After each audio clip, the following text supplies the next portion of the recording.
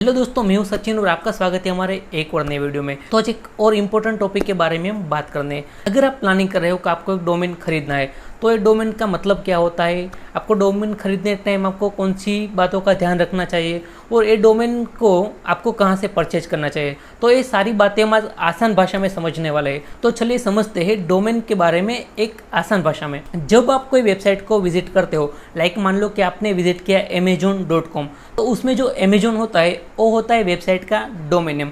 जिस तरह हमारे घर का खुद एड्रेस होता है, तो उस तरह के जितनी भी सारी वेबसाइट होती है तो उसके एक पर्टिकुलर एड्रेस होता है, वो होता है उसका डोमेन नेम। तो ये डोमेन नेम की मदद से आप वेबसाइट को विजिट कर सकते हो। लाइक मान लो कि मेरा खुद का ब्लॉग है thedigitalsachin.in, तो जब ये thedigitalsachin.in को आप विजिट करोगे तो आप मेरी वेबसाइट पे लैंड करोगे और वहाँ से आपको इन्फॉर्मेशन मिलेगी कि मैं क्या आर्टिकल लिखता हूँ, मेरे बारे में जो अबाउट अस का मैंने पेज बनाया है तो उसके बारे में आपको इन्फॉर्मेशन मिलेगी। तो ये सारी डिटेल्स आपको मेरे ब्लॉग पे मिलेगी। तो इस तरह से आपका खुद का आप डोमेन नेम लेके आपकी जो बिजनेस की डिटेल्स है या तो आपका खुद का ब्लॉग है तो वहाँ पे आपकी इन्फॉर्मेशन आप पब्लिश कर सकते हो और ये जो डोमेन नेम है उसकी मदद से आपका खुद का ब्लॉग या आपकी खुद की वेबसाइट बना सकते हो। बात करते हैं कि कितने टाइप के डोमेन होते हैं। तो पहले बात करते हैं कि टॉप लेवल डोमेन।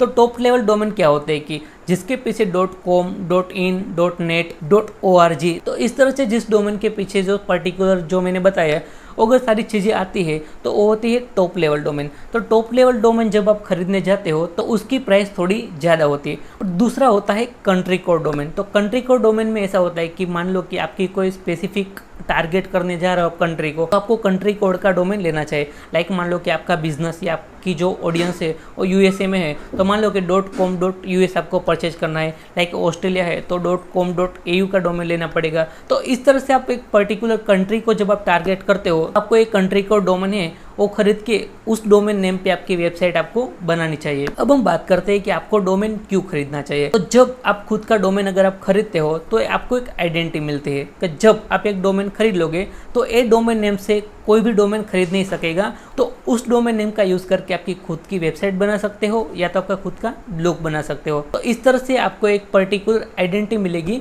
और ये स्पेसिफिक आइडेंटिटी के साथ आपकी वेबसाइट बना सकते हो। अब हम बात करते हैं इंपॉर्टेंट टॉपिक के बारे में कि जब आप डोमेन खरीदते हो तो आपको कौन सी बातों का ध्यान रखना चाहिए।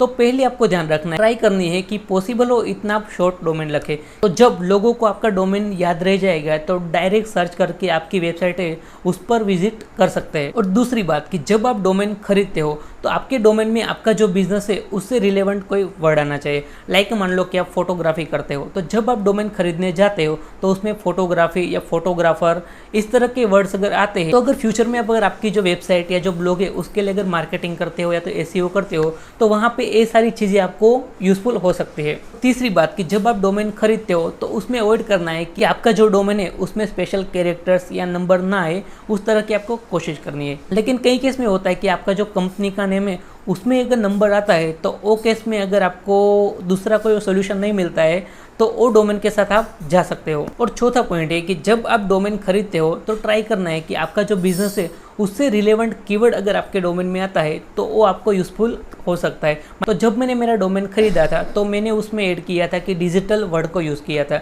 इसी तरह जब आप आपका खुद का डोमेन लेने जाते हो तो आपका जो बिजनेस या तो आपका जो कंटेंट लिखने वाले हो ब्लॉग में, तो उससे रिलेवेंट कीवर्ड अगर आपके जो डोमेन नेम में आते हैं तो आपको यूजफुल हो सकते हैं। और अब बात करते हैं आपको डोमेन कहाँ से खरीदना है। तो जब आप डोमेन खरीदने का प्लानिंग कर रहे हो तो GoDaddy, बिगरोक, ऐसे जो मोस्ट पॉपुलर प्लेटफॉर्म होते हैं वहाँ से डोमेन खरीद सकते हो। ये जो आपने डोमेन खरीदा है तो उसकी मदद से आपकी जो वेबसाइट है वो ये बिल्ड कर सकते हो या तो आपका खुद का ब्लॉग स्टार्ट कर सकते हो। तो ये वीडियो में देखा कि डोमेन क्या होता है, आप कैसे परचेज कर सकते हो और डोमेन खरीदते टाइम आपको कौन सी बातों का ध्यान रखना है। तो ये वीडियो में बस इतना ही। और आप फ्री में ब्लॉगिंग सीखना स्टार्ट करने वाले हो या तो आपका खुद का ब्लॉग आपने स्टार्ट किया है तो हमने एक फ्री में ब्लॉगिंग का कोर्स स्टार्ट किया है। उसमें हम डेली एक वीडियो पब्लिश करने वाले या तो वीकली एक वीडियो पब्लिश करने वाले। तो ये जो हमारा ब्लॉगिंग का कोर्स है उसमें हम सारी चीज़ें कवर करने वाले हैं। तो ऐसी इन्फॉर्मेटिव वीडियोस अगर आप देखना चाहते हैं तो हमारे यूट्यूब चैनल डिजिटल सचिन को सब्सक्राइब कर दीजिए और ये वीडियो को लाइक कर दीजिए। ये वीडियो में बस इतना ही और मिलते हैं एक नए वीडियो में एक नए टॉपिक के साथ। तब तक के लिए बाय, टेक केयर।